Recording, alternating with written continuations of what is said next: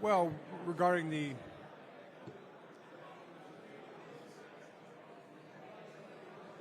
center situation. That's not me, right?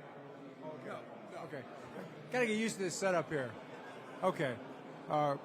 With the center situation, obviously Bose was a guy we appreciated. Did a great job here. 6th-round pick. Started pretty much every year he was here at guard or center, and just appreciate him and what he did for us. But going forward, we'll find our next answer, and it could be in free agency, though I highly doubt it at this point. The draft obviously is an option, but we have great options right in our locker room right now. And Pat McCarry, Tristan Colon, those guys have done a great job for us. Love the way those guys play, love the way they're developing. Of course, Pat, he's played lots of football, and he can do it. He'll step right in probably as a starter, and then Tristan will compete, and we'll see where we're at from there. I got to get up to ask I can't hear you. So you threw it over 600 times last year. It seemed a little out of character for the Ravens, but maybe you got comfortable with it. Just your opinion on how last year's offense went as far as pass-to-run ratio, and if you could also give an update on J.K. Dobbins, Gus Edwards, and how they're doing. Right. Well, first with J.K. and Gus, those guys are doing a good job. They're working hard. To what degree they'll be ready, we'll have to see. It's still a process for those two guys. I can't wait to see them when they get back. They've been rehabbing outside, away from our facility. They've been back to get checked on. They look good, good spirits. So they may or may not start training camp. There's a chance they'll be on PUP to start training camp, which we'll probably, play it safe a little bit with those guys and take our time and just bring them along for the season. Run-pass ratio is not something we talk too much about. I think you do what you need to do from one game to the next to try to win as many games as you can. Put as many yards up, score as many points, bottom line. Try to play winning football, protect the football, those kinds of things. So, hey, if we throw it every play, if we run it every play, I know that's an exaggeration, but we really don't care. We just want to do whatever we need to do to win. We're capable of throwing the ball. We're capable of running the ball. We just want to do whatever we do well. That's what we need to do. Execute and do it well. Joe, we haven't gotten a chance to talk to you since some of the free agent signings. How excited are you about Marcus Williams, get him in the mix, and how does he help the secondary? We haven't gotten a chance to talk to you since some of the free agent signings. How excited are you about Marcus Williams and what he brings to the secondary? Yeah, well, very excited about all of our free agent work so far. I think Eric's done a great job, as well as all the scouts and the coaches. And I'm excited about the guys we're bringing in. Marcus is your question. It's kind of a big ad for us, one that we really weren't anticipating. I don't think we went into free agency thinking we were going to get a free safety of that caliber, that he'd be available, that we'd be in the hunt. And for that to happen, and happen quickly when it happened, was a big plus for us. It just seemed like a good fit. Sometimes God works in mysterious ways. And it happened. Eric came in that morning. We hadn't really talked about Marcus. And he said, hey, let's look at Marcus Williams.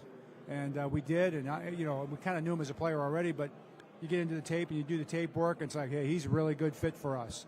And then you do some more research and make a couple calls, you find out what a great guy he is, how hard he works, how much he loves the game, and the next thing you know, he's a Raven. So I had a big smile on my face, and I got to meet his whole family, his brothers.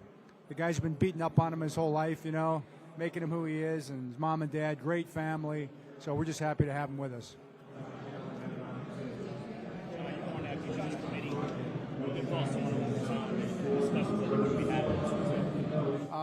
I'd like to stay out of overtime as much as possible next year, preferably with the lead at the end of the game.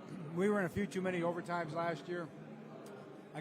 I'd stayed out of 2. Unfortunately, we didn't convert the 2-point conversions twice, or we would have won those games. But as far as the rule changes, I'm not for them. I don't think adding plays to the end of the game is the answer. I don't think extending games is the answer. Player safety is important. These guys play a lot of plays. They're playing a 17-game season. The wear and tear in their bodies is dramatic and traumatic enough as it is. These guys are tough dudes, but to put them in a bunch of extended overtime games, regular season or postseason, to me, is not what you're looking to do. So I'm a sudden death guy. I like it. I think anything you can do to bring it back to that concept can be done. There's 2 good ways to do it. There's spot and choose, and there's extended games. So those are the 2 that we kind of prefer. They're not on the table. this year, but so we'll be voting against those two proposals that are up. Initiatives to kind of reduce injuries on punt and kickoff returns. I know initiatives to reduce injuries on punt and kickoff returns. I know, the kind of initiatives to reduce injuries on punt and kickoff returns. Thanks, Jonas. Initiatives to lessen injuries on punt and kickoff return. Great question.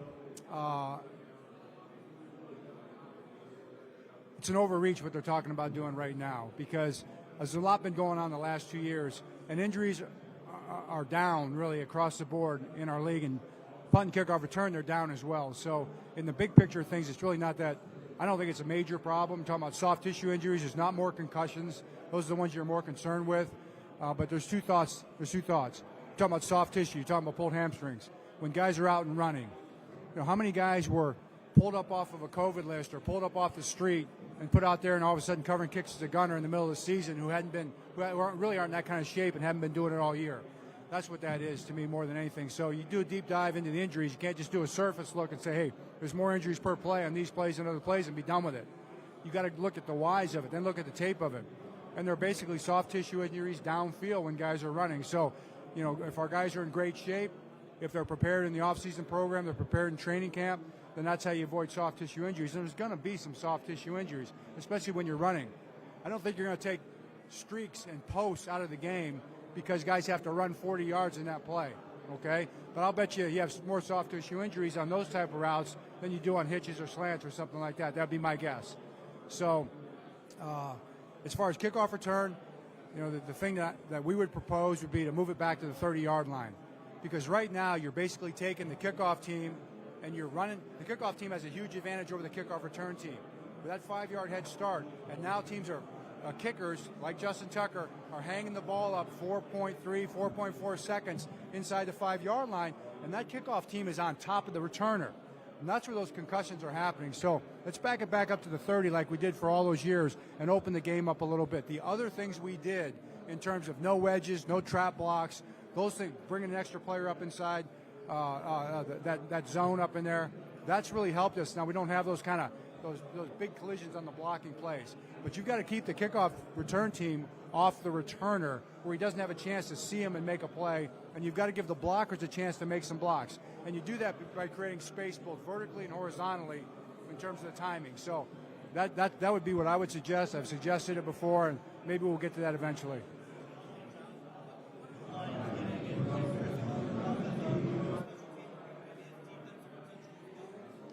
Right, Chris Board's a great guy. We loved Chris on our team for the last number of years. He's a heck of a football player. He's a guy from North Dakota State that was undrafted. Jerry Rossberg found him. That's his alma mater. And Chris came in and just was impressive from day one. Complete football player. In terms of special teams, he's going to be a stalwart. He's a great special teams player. He'll be a leader. And then he's also a very good linebacker. He's a good space linebacker. He's a good coverage linebacker. He's tough. He runs to the ball. They're getting a great guy and a heck of a football player.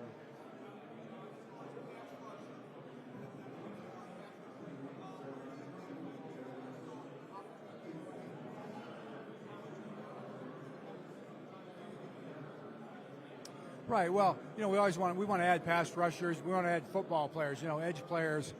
Those guys they do a lot more than just rush the passer, but inside presence, outside presence. Whatever we can do to build up our pass rush is obviously something we want to do. So we've got a couple young guys. We'll keep developing our guys. I think we could add in free agency.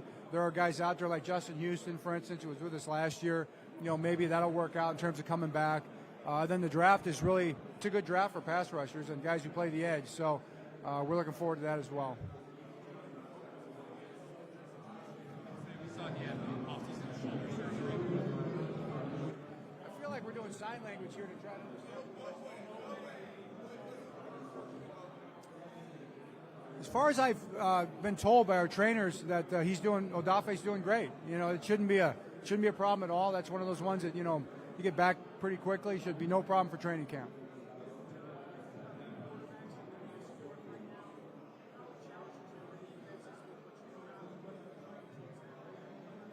Well, obviously, we've got a great division. We got four really good football teams. And hey, where we're sitting right now, obviously we're the ones that have the most work to do. That's how we look at it. We've got a long way to go. We've got to get ourselves back in contention and become a team that is vying for the AFC North championship and beyond. So, great quarterbacks, great players. Obviously, we've added to that over the years here. So, young guys, but we're looking forward to the challenge.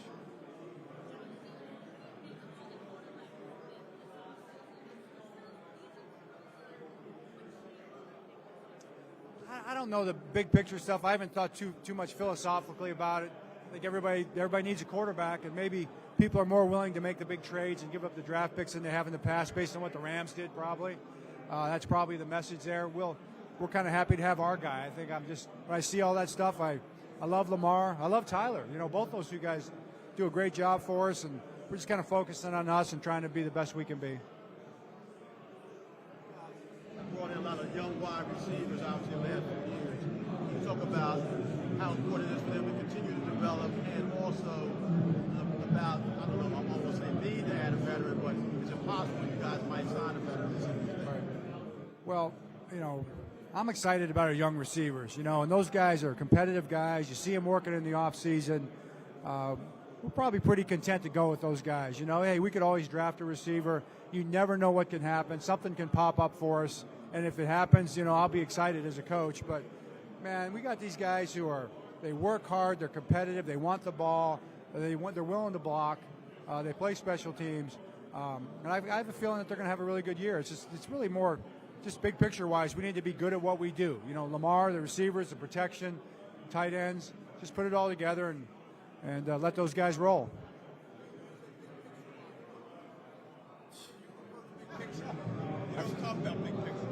I don't talk big picture. You got me on that one, actually.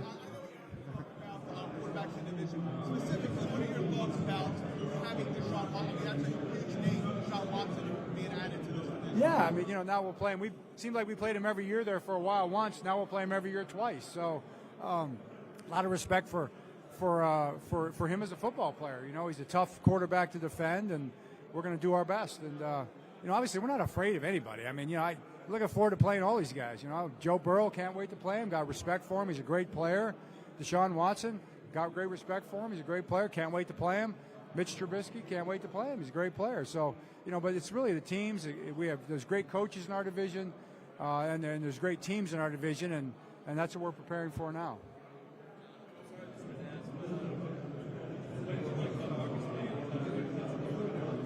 I can't understand you. What do you like about Marcus Williams and how he fits in our defense? Right, yeah, we did talk about that, but he fits, we haven't had, listen, Marcus is he's a different kind of player, he's a true free safety. Now, he can get up in the box, he can blitz, he'll tackle, he'll do all those things, but he also has a knack, just like he did coming out from Utah, of finding the football. He can cover ground, gets his hands on the football. Interceptions, tip balls, all those kind of things. I think he's a force back there that way, so pair him up with Chuck Clark and the rest of our two corners and the rest of our guys. We're pretty formidable back there.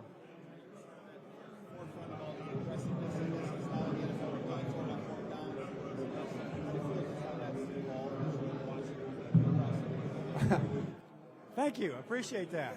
Well, I really feel great about it for our team when we convert it, and when we don't, I feel real bad about it. It's basically that simple. Not to get all big picture, right, Jameson? Keep it close, right? It's just how the game evolves. Analytics or whatever you want to call it's always been a part of football. I can go back to my dad. We've talked about this before. My dad had the cards, and they used to count the cards and drop the cards out with the needles. Coach Belichick knows what I'm talking about. So that's you study the numbers. You always study the trends and things like that. But in the end, what it boils down to, whether you go for two, whether you go for it on fourth down, is whether or not you think you're going to get it. Because if you get it, it's 100% good. And if you don't get it, it's 0% good.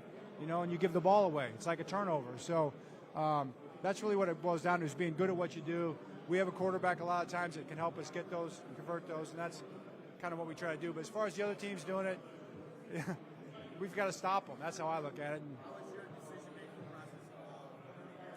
Well, yeah, I mean, it's evolved in the sense of twofold, in the sense of understanding the numbers more, That's been a real good, a big part of it. As you get in and you dive deeper into the analytical study of the game, I think it helps. And then having a quarterback like Lamar Jackson that you feel comfortable about in terms of converting those plays is just as big a part of it, maybe more.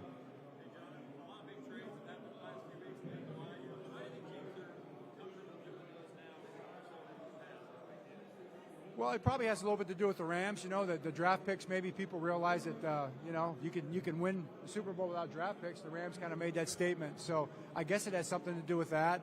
Makes it more fun for you guys. That's probably a big deal, right? So maybe that's what people are thinking about. They want to make it more exciting, give you guys more to write about. Could that be it? Maybe. I don't know.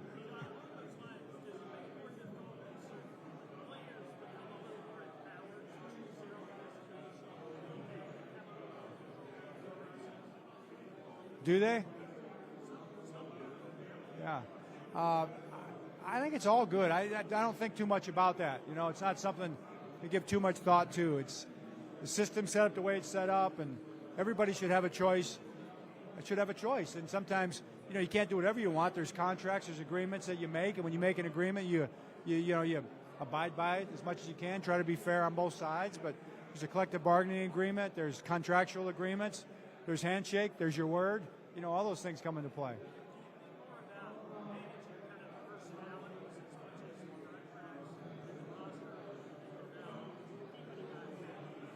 Well, in terms of whether a guy wants to be with you or not, you mean?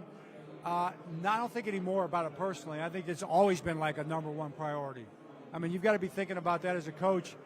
I don't care whether it's the NFL or NBA or junior high. High school football. You better be thinking about your players and their well-being, working on the relationships every single day, because that's how you build a team. And hopefully if you build a team and you've got a day-to-day kind of work environment that people want to be a part of, then that's where it begins in terms of being successful. And most people like to come to work every day somewhere where they drive in and they're like, they're happy to be there and happy to see the people they're going to be working with. So that's what we strive for. If that helps guys want to come to us in free agency or not want to leave, that's good too. So probably all goes hand in hand.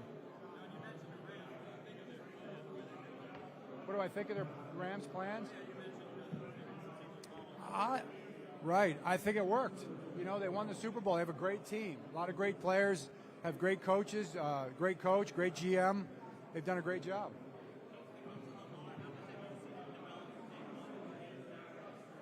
I've seen him develop a lot. I would also say we're in the process with Lamar. So nobody's more determined than Lamar Jackson to be the best quarterback he can be. And I see what he's doing in the offseason. I've talked to him numerous times. He's chomping at the bit to get back for the offseason program, and we are too. We can't wait to get back to work. Lamar and his contract, we've always wanted to know anything you can tell us as far as any updates or anything that you know about as far as contract, anything like that? Right, and I don't have any information on that. I haven't heard anything new on that. Lamar hasn't talked to me about that. As far as I know, he hasn't talked to Eric about that in the last few weeks. I think he's just focusing on training right now. When we get back, maybe another conversation will be had. When we get back in April, possibly. I assume, with Lamar, you never know. I mean, it's not really just in the forefront of his mind. Whenever I talk to him, I'd love to see something get done. I think he is planning on something being done. We're planning on something being done at some point in time. But the way the kind of the rules work right now, it doesn't have to be a huge priority. I'm confident it's gonna happen. Of course, like you guys well know, until it happens, it hasn't happened. But I'm confident it's going to happen. I know he's going to be our quarterback. And really, when you're coaching and you're playing, that's what you think about. We know we're going to be playing this year. Lamar's going to be our quarterback. I've got to do the very best job I can to have him ready to play his best football.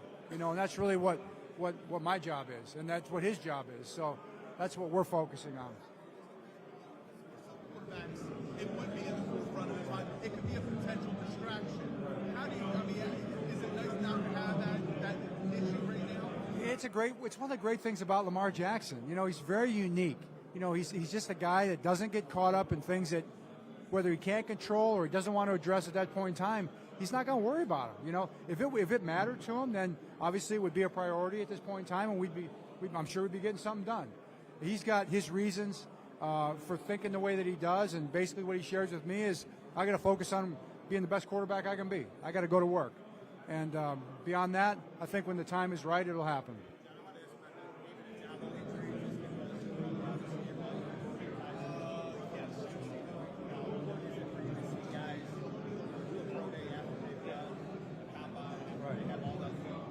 Right. You know, everything's a piece. You know, nothing is that important, and nothing's unimportant. You know, so him going out there, or any player going out there after they do the combine, he did everything there, and wanting to work out with his guys at the pro day with his team, and you kind of show that, hey, I'm for real. You know, maybe, and I'm willing to work. A lot of guys do that, and they don't tear their Achilles. And you know, we had an Achilles tear last year in training camp with one of our running backs, Justice, and it was a total shock. There was no indication that could happen. So especially an Achilles tear, man, that can happen at any time. I mean, especially you guys. You start working out too hard, and me, you know, as you get older, but even younger guys, man, it's just like it's a fluke type of an injury. So I don't think you can overthink those things too much. He'll be back. He'll be playing this season. You know, he's a great player. He's even a better human being. I kind of know him through Jim really well and felt bad for him, but it's not going to affect him too much in the long run. Sure, from an Achilles? Yeah, I don't know. You never know for sure, but he certainly can. Absolutely. Of injuries, I know you guys put a lot of thought and, you know, studied about what happened last year and so many. Have you reached any conclusions about maybe some things that you might do differently or not, or just still a work in progress? It's a great question. I don't know if we've reached any conclusions about why the injuries happen. Nobody has those conclusions. We've listened. We've seen all the studies. We've talked to all the NFL people, all the studies they're doing, and there really are no answers that you can say definitively this, you know, it's a cause and effect. But we've looked at everything we've done. Like we said, we've turned over every stone, and we've changed a lot of what we're doing. So we're going to approach the OTAs differently. We're going to approach training camp, big picture schedule differently in terms of the way we ramp, in terms of the way we time practices, how long we're on the field, what we're doing on the field, how we pace, you know, the rhythm of the practices, and even within the practices, what we do early and how we pace the rhythm of our practices. So we think we've got some really good ideas, and I'm excited about it. It's priority one for sure, along with being really good, making sure we put a good team on the field and we're prepared. So I'm excited to see how it works out, but in the end, you just got to go through it and see what happens.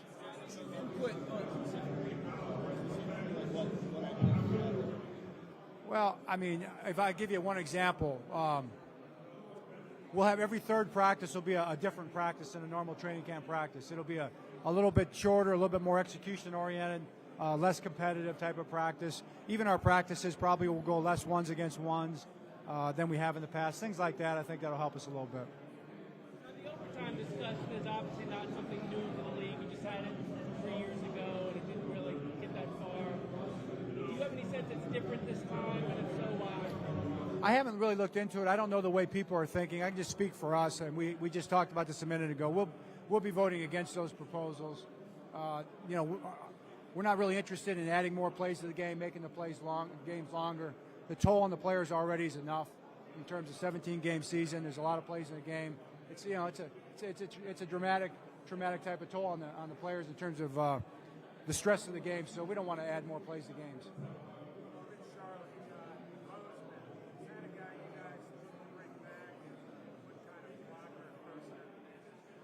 Yeah, they're getting a great person. His wife Nikki's a great person. They do a lot in the community. Very just smart, tough player. Very physical. He's a big center. He holds his ground in there very well. You know, very appreciative of what Bradley did for us for the last number of years. 6th-round pick. Just a real tough, good guy.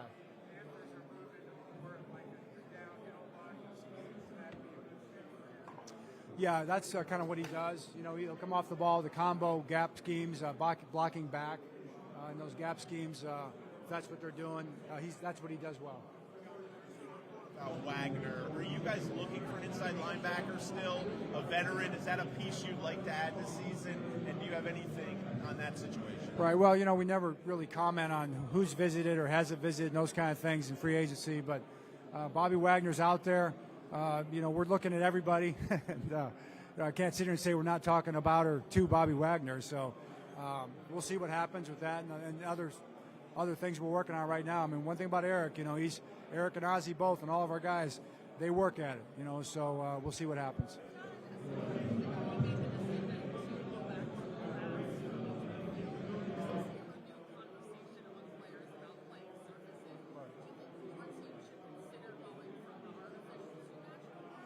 Right. Well, it's hard to speak for every team. We just felt our players came to us 5 or 6 years ago, and they said that they would really appreciate if we could get back to grass, and that the turf was taking a toll, and they had a tough time recovering from it.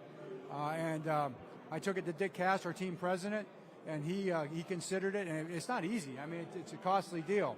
It's costly to change it out. It's also costly to maintain the grass, and you can't do as many events in the stadium. So there are some factors there, but Dick talked to Steve, and they said they thought whatever's best for our players we should do. There's no question the grass is better on the players, physically.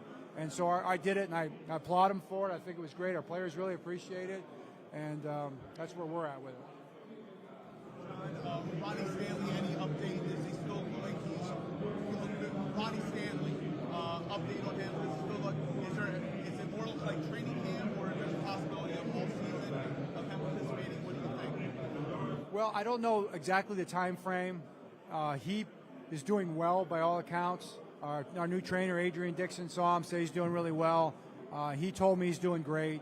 I can't wait to see him back. He should be back for the off-season program, and he'll be still rehabbing at that point in time. We won't be hurrying him back into practice by any stretch. We'll be looking to get him back for the season, and it'd be very important for us. John, at this point, do you guys view Malik Harrison as an inside guy or an edge guy? Great question. I'd say both.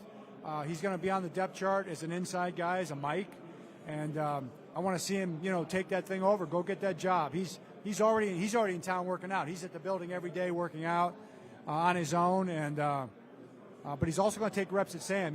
With Tyus being out, we're a little thin there, so Malik and Dalen will get the majority of the reps at Sam linebacker in training camp. So he's going to be doing double duty.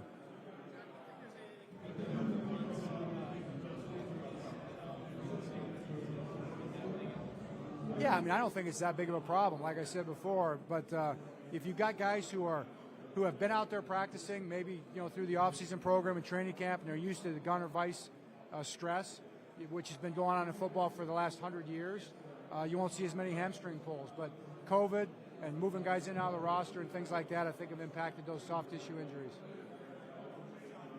Is corner a position you really feel like you guys, the draft sets up well to find a good piece, and you'd really like to add to your depth there? Oh yeah. We've got some guys, young guys. Khalil's coming back, so I like some of the guys on our roster too. But I've watched all the corners in the draft already, and there's a lot of good corners. So I'm excited about getting one or two of those guys and adding them to the mix. Dorsey, yeah, he's. Well, I'm planning on being back. Do we have to re-sign him? I don't. Tender him as an exclusive right. Well, so that's a good question for Eric, but he's on my depth chart right now. I'll tell you that. So we'll see. By signing Marcus Williams, how much fun do you have with the Rams around, see what he can do in the slot, maybe for Chesapeake? I think that's a really good point because that Brandon's a very versatile player. He can play corner, he can play the slot, as you said, and he can play safety, really either safety. So he plays all the positions back there as a young guy, which is really rare. So with Marcus and him not being slotted in as much as started safety, he'll be moving around. He'll be playing a lot of football, and that gives us a lot of flexibility. Good seeing you. No question?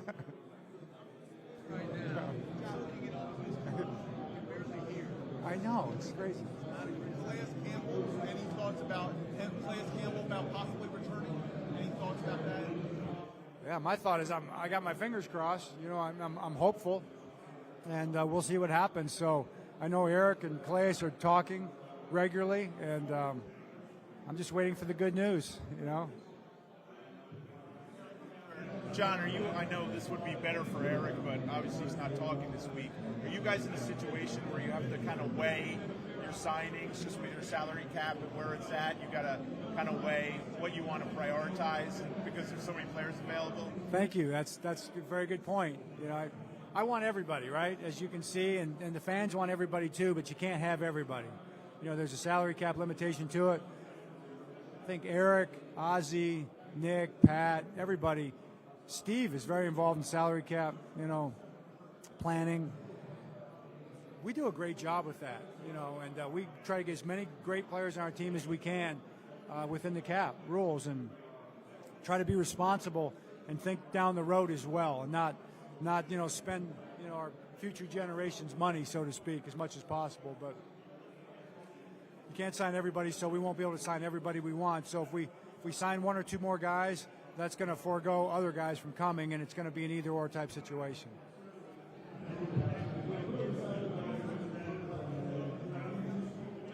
Update on Derek Carr and his back situation. The only update on Derek is I read where he's planning on coming back, and I'm excited about that. So hopefully he'll be back in the off-season program. I know he's a guy that trains and prepares, so if he doesn't come back right away, he doesn't have to. He'll be ready to go, and he would help us a lot. I mean, he's a good player, a great guy, and I'm really hoping he's back playing for us next year. I think it's out in California is what it looks like.